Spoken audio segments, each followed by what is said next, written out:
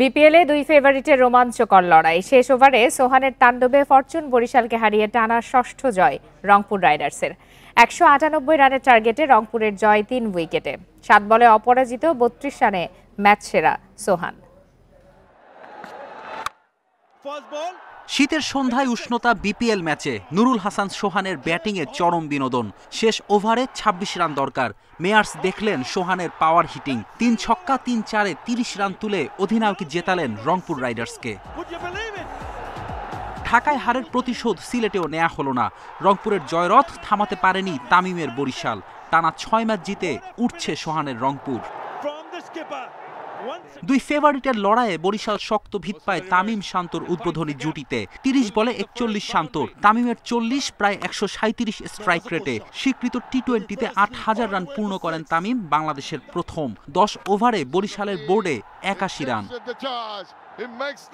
Field সেটআপের ভুলে জীবন পেয়ে মেয়ার্সের তাণ্ডব রংপুরকে বিপদে ফেলে। মাঝে ফাহিম আশরাফের ৬ বলে ২০ রানের ক্যামিও।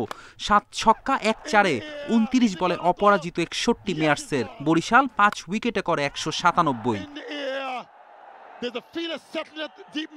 ১৯৮ রানের টার্গেট দিয়ে ৬৬ রানে ৩ উইকেট তুলেছিল বরিশাল। হেলস ব্যর্থ, ইনফর্ম সাইফের ২২, ওপেনার তৌফিক ফেরেন ৩৮ করে।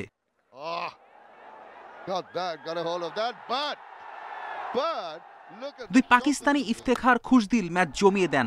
৫৩ বলে ৯১ রানের জুটি উল্টো চাপে ফেলে দেয় বরিশাল বোলারদের।